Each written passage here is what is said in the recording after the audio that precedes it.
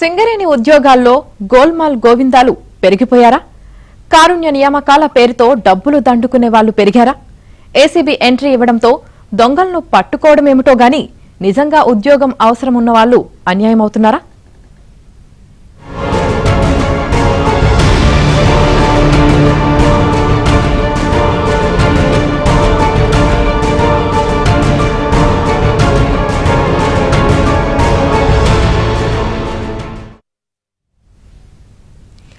సింగరేణిలో ఏసీబీ విచారణ కలకలం రేపుతోంది. బీఆర్ఎస్ హయాంలో కారుణ్య నియామకాలకు సంబంధించి అక్రమాలు జరిగాయన్న అంచనాకు వచ్చిన రాష్ట్ర ప్రభుత్వం దానిపై విచారణకు ఆదేశించింది. ఎలాంటి అనారోగ్యం లేకపోయినా వేలాది మంది కార్మికుల నుంచి లక్షలు లంచంగా తీసుకుని మెడికల్ అన్ఫిట్స్ చేసినట్లు ఏసీబీ ప్రాథమిక విచారణలో తేలింది. దీనితో వారసత్వ ఉద్యోగాలు పొందిన కార్మికుల్లో ఆందోళన వ్యక్తమవుతోంది.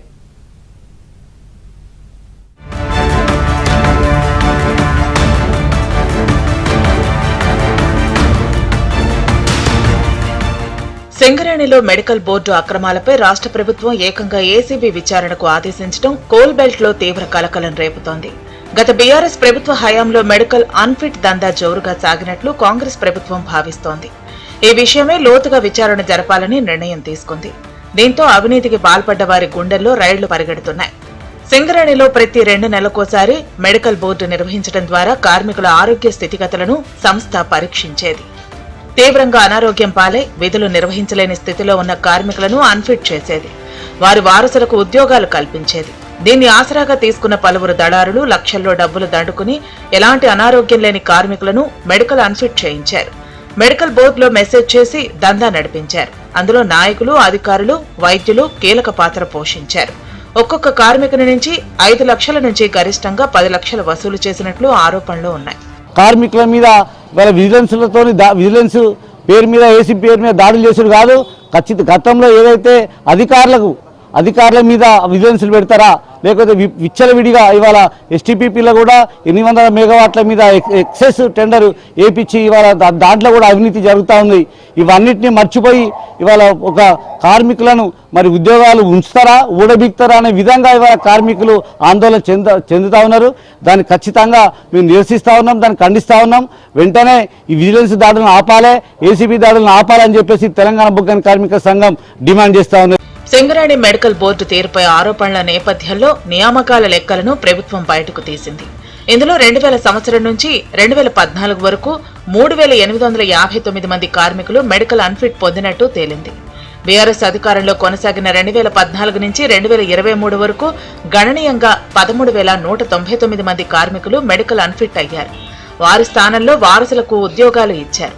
ఈ క్రమంలో కోట్లు చేతులు మారినట్టు ప్రచారం ఉంది. అప్పటి ప్రభుత్వం రాజకీయ ఎత్తుగడ, అవినీతి కారణంగా సింగరేణి సంస్థపై ఎనలేని ఆర్థిక భారం పడిందని deputy CM Bhatti Vikramarka assembly సమావేశాల్లో ప్రకటించారు. ఈ వ్యవహారంపై ఏసీబీ విజిలెన్స్ విచారణ కొనసాగుతోంది. బీఆర్ఎస్ హయాంలో నిబంధనలు దుర్వినియోగం జరిగినట్టు అనుమానాలు కలుగుతున్నాయి. Coal India, western coal field సంస్థల నిబంధనలు పరిశీలించి మెడికల్ ఇన్వాలిడేషన్ ప్రక్రియను కట్టుదిట్టం చేసేందుకు ప్రత్యేక కమిటీ ఏర్పాటు చేసినట్టు ఇటీవలే డిప్యూటీ సీఎం భట్టి ప్రకటించారు.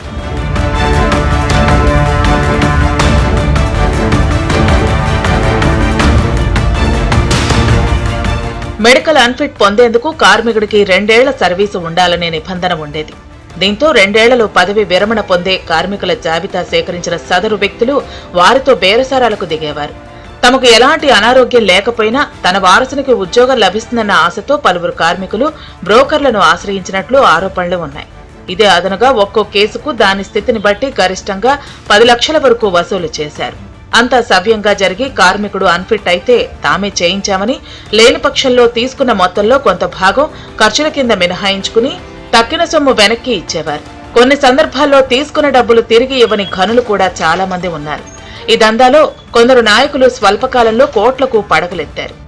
కాంగ్రెస్ పార్టీ అధికారంలోకి వచ్చిన వెంటనే మెడికల్ అన్ఫిట్ అక్రమాలపై దృష్టి పెట్టింది. సింగరేణి ప్రధాన కార్యాలయంలో పలువురు ఉద్యోగులపై కేసులు నమోదయ్యాయి. అప్పటి నుంచి సింగరేణిలో మెడికల్ బోర్డు నిర్వహణ నిలిచిపోయింది. ఈ క్రమంలో అసలు దోషులను పట్టుకునేందుకు సమగ్ర విచారణకు ఏసీబీని రాష్ట్ర ప్రభుత్వం ఆదేశించడం తీవ్ర కలకలం రేపుతోంది. నిజానికి సింగరేణిలో డబ్బులు లేనిదే ఏ పని కాదన్న అభిప్రాయం బలంగా ఉంది. ఈ క్రమంలో మెడికల్ అన్ఫిట్ కు అర్హత ఉన్న కార్మికులు సైతం దళారులను ఆశ్రయించక తప్పని పరిస్థితి ఏర్పడ్డాయి. నేరుగా మెడికల్ బోర్డుకు వెళితే ఫలితం ఎలా ఉంటుందోనన్న అనుమానంతో విధిలేని పరిస్థితుల్లో అర్హులైన కార్మికులు సైతం దళారులను ఆశ్రయించారు. ఈ క్రమంలో కొందరు కార్మిక సంఘాల నాయకులతో పాటు చోటా లీడర్లు కూడా బ్రోకర్లుగా అవతారం ఎత్తి అందిన కాడికి దండుకున్నారన్న అభిప్రాయాలు ఉన్నాయి.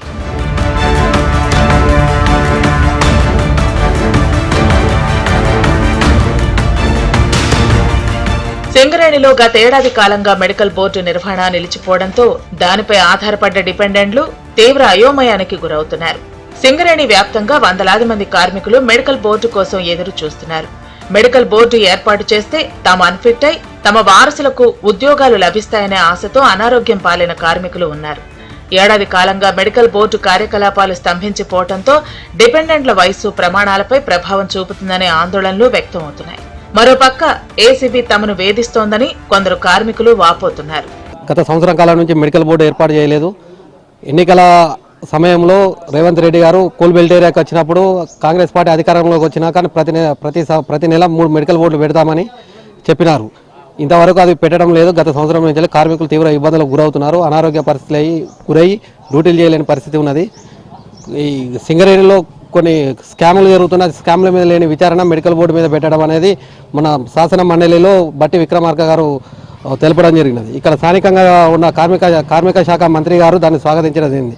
అయ్యా మంత్రి గారు, సింగరేణి కార్మికుల ఓట్లతో మీరు గెలిచి మీరు మంత్రి అయ్యారు, మీ అన్న ఎమ్మెల్యే అయ్యారు, మీ కొడుకు ఎంపీ అయ్యారు.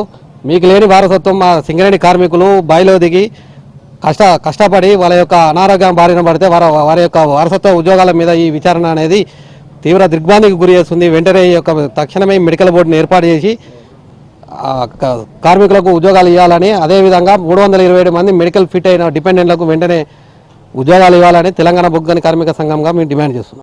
ఓవైపు మెడికల్ బోర్డు నిర్వహించాలని కార్మిక సంఘాలు ఆందోళనలు చేస్తుంటే, మరోవైపు గతంలో జరిగిన మెడికల్ బోర్డులపై రాష్ట్ర ప్రభుత్వం ఏసీబీ విచారణకు ఆదేశించడం తీవ్ర చర్చనీయాంశంగా మారింది.